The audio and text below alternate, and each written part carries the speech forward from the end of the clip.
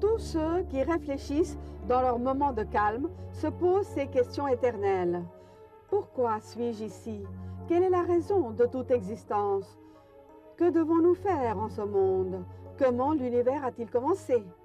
Nous nous posons ces questions sur nous-mêmes, sur notre monde et sur notre place dans les desseins de l'univers, ainsi que l'ont fait nos ancêtres.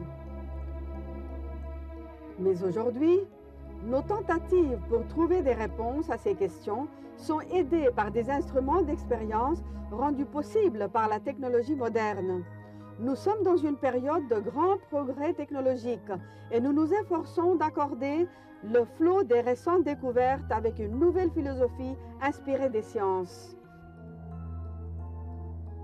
Les technologies de l'espace nous fournissent la première véritable plateforme globale pour observer la planète Terre. Les données scientifiques recueillies à partir des technologies spatiales ont ajouté énormément à notre connaissance de la planète. Aujourd'hui, il est devenu évident que l'avenir de l'humanité dépend de ce que nous réaliserons dans l'espace, en explorant la Lune et les planètes.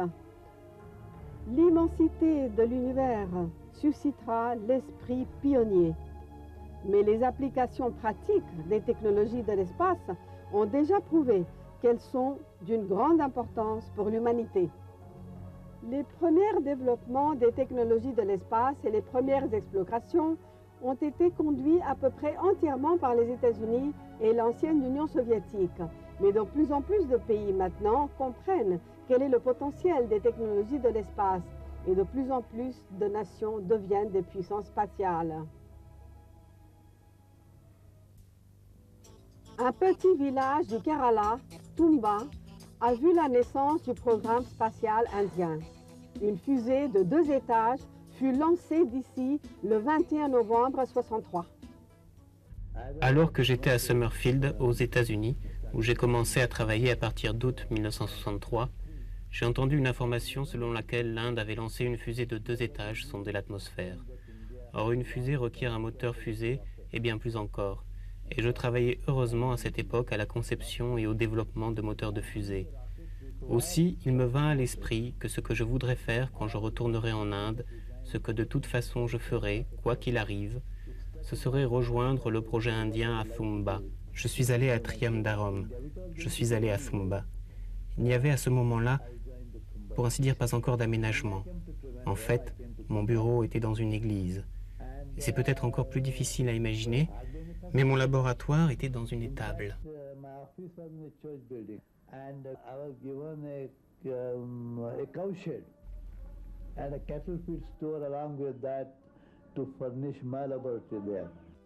Cependant, le lancement fut réussi. L'Inde était entrée dans l'ère de la conquête de l'espace. Ce sera notre projet constant, ces prochaines années et les années suivantes.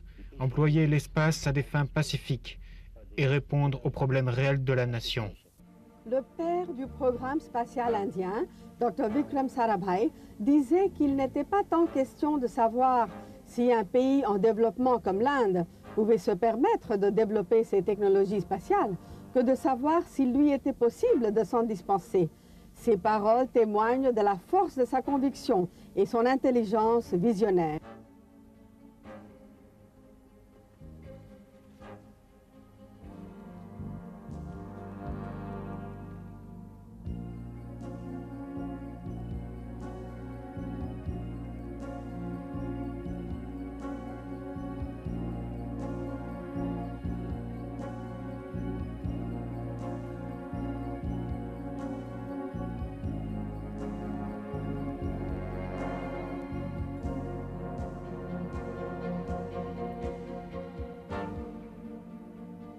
Le docteur Sarabhai a pris une série de décisions qui ont constitué la base même du programme spatial indien.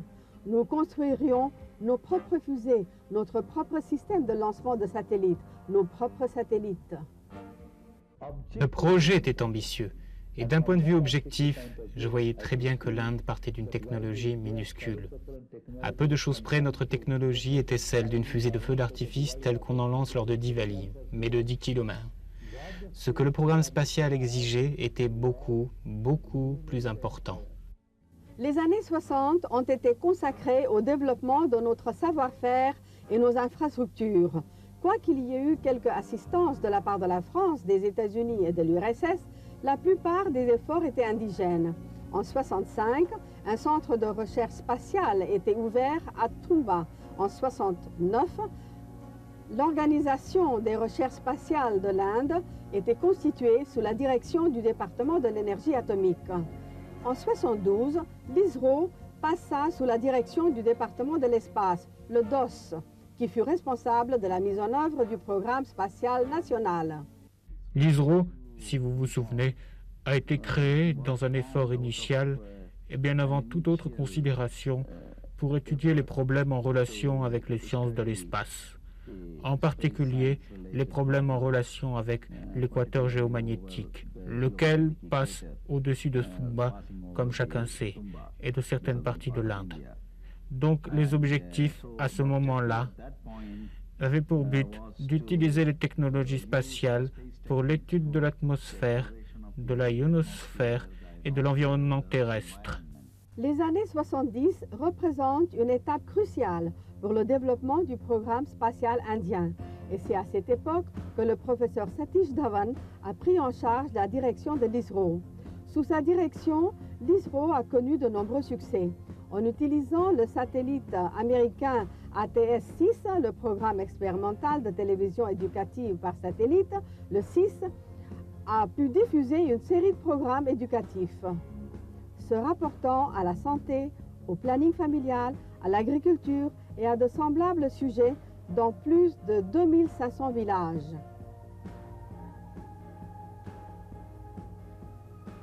Le lancement du premier satellite indien dénommé Aryabhata par l'URSS a été suivi par le lancement des satellites Bhaskara 1 et 2 et d'Apple, un satellite de communication expérimentale.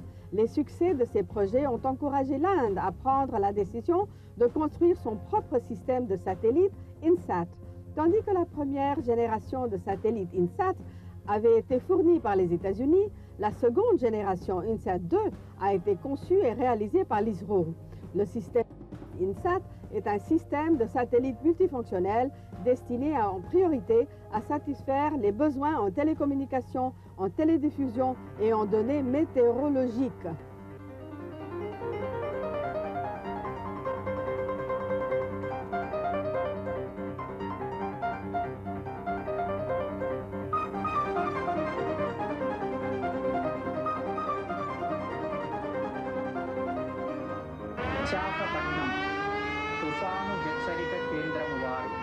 ये आकाशवाणी है।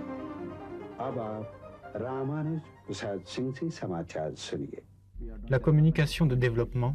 Une communication de développement doit d'abord et avant tout avoir pour but d'apporter des informations et des savoirs à la population, en particulier en zone rurale, sur des sujets tels que les pratiques agricoles, la santé, l'hygiène, l'exploitation des ressources en eau, le rôle des femmes dans les Panchayati Raj.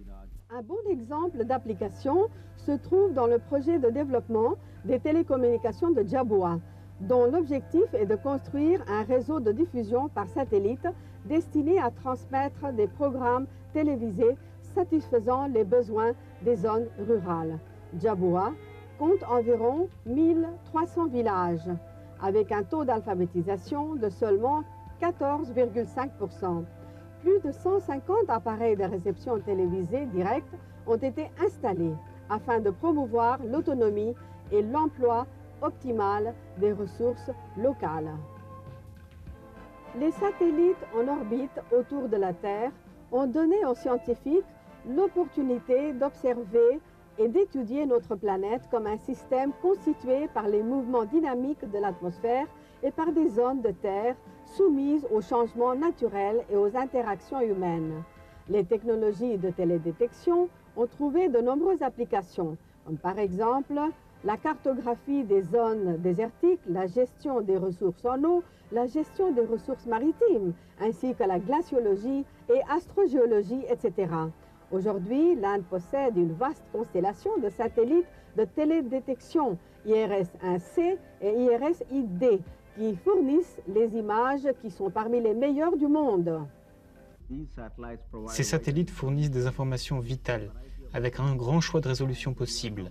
Et nous avons utilisé ces satellites pour des applications concernant des domaines tels que l'agriculture, par exemple. Nous avons démontré avec quelle force l'adéquation de notre système IRS aux applications liées à la production agricole et à la détermination des rendements prévisionnels.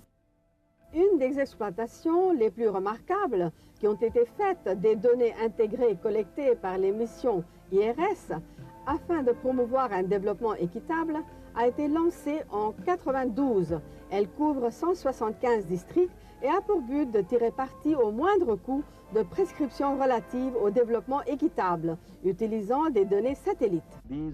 Ces données reçues par exemple à Norma en Oklahoma sont reçues ensuite en Allemagne, en Thaïlande et seront bientôt reçues au Japon. Elles sont reçues en Corée, elles vont être reçues à Dubaï, en Arabie Saoudite. Vous pouvez voir ainsi quelle est l'extension atteinte par le système IRS en termes de capacité à fournir aux utilisateurs des données. Actuellement, nous en sommes au point où environ 10% des données qui sont vendues dans le monde entier proviennent du système IRS. Je suis sûr que ce pourcentage doublera dans les 2 à 3 ans qui viennent.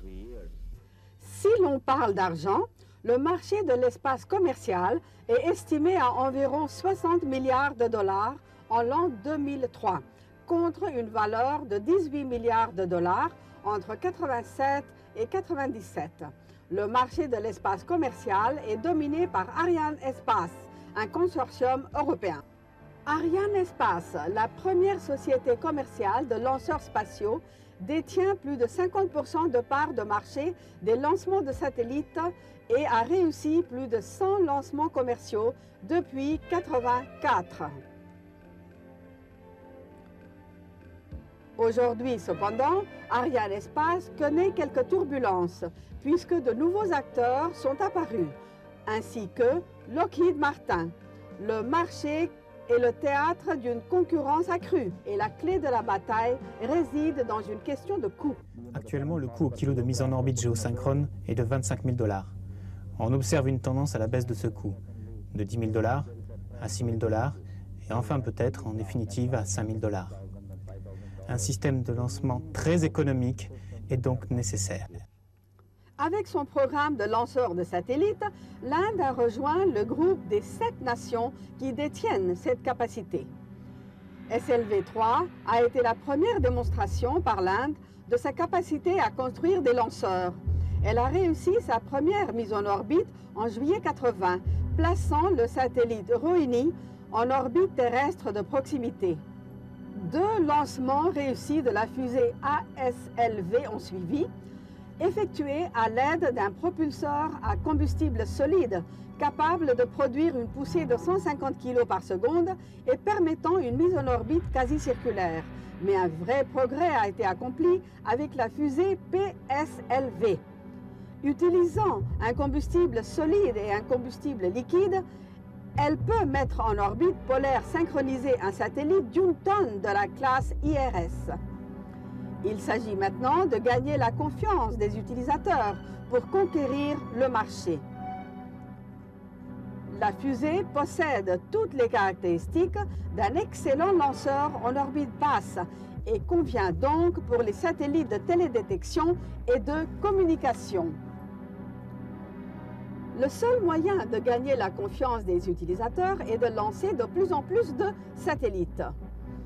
L'année dernière, l'Inde a signé un accord avec Arianespace afin de commercialiser l'ensemble de ses capacités de lancement sur le marché des microsatellites.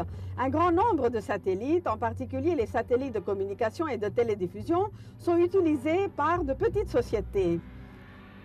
Ce sont les clients potentiels de l'ISRO. Selon Jean-Marie Luton, PDG d'Arianespace,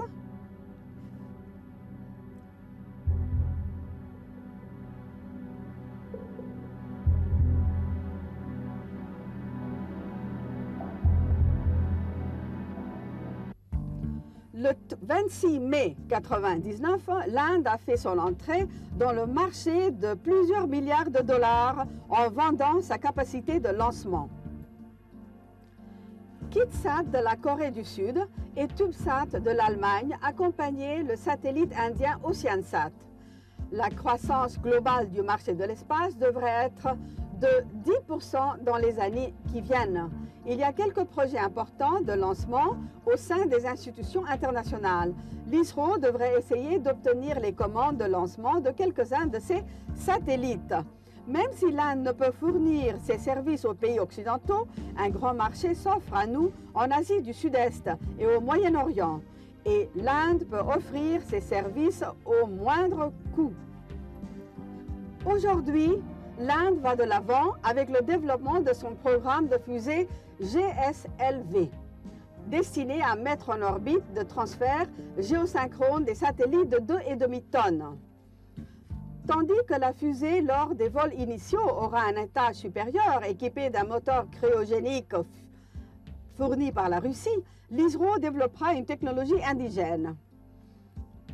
L'Inde fait profiter de son expérience les autres pays en développement en formant leur personnel par un programme nommé CHAISE, un centre Asie-Pacifique dédié à l'enseignement des sciences et des technologies de l'espace a déjà commencé à fonctionner. Notre époque va connaître une révolution technologique majeure. L'Internet, le e-mail, le e-commerce, les superordinateurs sont à l'ordre du jour. Aussi, alors que l'Inde entre dans un nouveau millénaire, est-il important d'évaluer la situation et les perspectives de son programme spatial. L'Inde, j'en suis sûr, jouera au XXIe siècle un rôle très dynamique. Les capacités de l'Inde seront ultérieurement un élément important et donneront à la nation l'assurance d'un service spatial dévoué. Dans de nombreux domaines, nous pouvons essayer de jouer un rôle en travaillant de concert avec les pays qui aujourd'hui construisent des stations spatiales. Voici la direction dans laquelle nous devons regarder. Nous pouvons aussi nous associer avec d'autres pays afin d'aller au-delà de ce que nous faisons aujourd'hui en tant que puissance spatiale conventionnelle. Cela dépendra en grande partie de notre engagement et du montant des investissements que nous pourrons consentir. On pourra alors à ce moment-là interroger la pertinence des vols habités, d'une exploration des planètes de notre système solaire, de l'établissement de l'homme sur ces planètes et autres choses de ce genre, comme on le voudra. Now, the kind of things that are taking place in this networked, wired world makes it imperative that ISRO is really up on the ball from the plan to the delivery stage. Now, c'est maintenant que ces choses formidables, extraordinaires se mettent en place, que le monde se constitue en réseau. Vous devez impérativement raccourcir le temps qui sépare la conception de la réalisation. Ce n'est pas assez d'avoir de brillantes idées non plus qu'une livraison qui arrive trop tard. Il est maintenant nécessaire de donner au département un air d'entreprise pour que les industries soient plus impliquées. Bien sûr, ISRO a été soutenu avec compétence par plusieurs secteurs de l'industrie indienne et par divers laboratoires. Et de nombreuses technologies développées par le programme spatial ont été ensuite transférées au secteur industriel et ont trouvé des débouchés commerciaux. ISRO a aussi commencé à vendre des composants de satellites et des sous-systèmes aux géants de l'espace que sont Hugo et Matra Marconi. L'Europe et le Japon ont justifié leur investissement dans un programme spatial par les progrès technologiques dont tirent parti leurs industries et donc par les bénéfices commerciaux qu'ils en tirent. À s'en tenir à l'expérience des États-Unis et de l'Europe, les bénéfices économiques d'un tel investissement peuvent représenter 3 à 4 fois l'investissement initial. La balle est maintenant dans le camp du gouvernement. C'est à lui d'inciter les industriels indiens à s'impliquer activement dans le programme spatial et à exploiter les potentialités que l'ISR a créées. Ainsi, l'Inde devrait-elle accroître ses investissements. Le problème va devenir capital, sachant que ce que le Japon a dépensé pour son programme de fusée H2 pendant ces 10 dernières années est équivalent au coût total du programme spatial indien sur 35 années. En 1972, le budget de l'ISRO était de 100 millions de roupies et il a augmenté pour atteindre aujourd'hui la somme de 11,71 milliards de roupies. Cependant, en comparaison, les États-Unis dépensent pour leur programme plus de 600 milliards de roupies. Nous ne pouvons tout simplement pas comparer les deux. Ici, nous parlons de priorités de base, des infrastructures de base. Là-bas, ils parlent très sérieusement de réduire le gaspillage des fonds. Le programme spatial américain est bien sûr beaucoup plus ambitieux puisqu'il comprend le développement de la navette spatiale, des projets de vol habité, des sondes planétaires, etc. Si vous regardez l'entreprise américaine, elle est aussi conduite pour des motifs militaires, et peut-être même essentiellement militaires, et avec de nombreuses arrière-pensées stratégiques, alors que l'ISRO, je crois, et tout ce qu'elle a fait le prouve assez, travaille tout simplement pour nos besoins de développement. Une question se pose au sujet de l'utilisation civile ou militaire de l'espace. Une première difficulté tient à l'impossibilité d'établir une distinction entre les deux. Les buts de prestige national, de développement, d'application militaire, de découverte scientifique et d'exploitation commerciale ne permettent pas l'établissement d'une claire distinction. Les intérêts de sécurité nationale fournissent un lien à ces objectifs indiscernables. De nombreux pays ont lié leur programme spatial civil au développement d'un programme de missiles. Cependant, il est important de remarquer que l'Inde et le Japon sont les deux pays du monde dont les programmes spatiaux civils ne se sont pas transformés en programmes de développement de missiles. Le programme spatial indien a plutôt bien réussi en dépit de problèmes d'organisation, mais aussi en dépit d'un budget relativement modeste. En dépit de tout cela, l'Inde est parvenue à construire des satellites de communication et de télédétection de classe mondiale, mais elle est aussi parvenue à lancer elle-même ses satellites. Quand on pense que l'Inde ne possédait aucune de ces technologies il y a 36 ans. L'Inde possède maintenant les infrastructures. Tout ce dont elle a besoin, c'est d'une bonne poussée dans le prochain millénaire.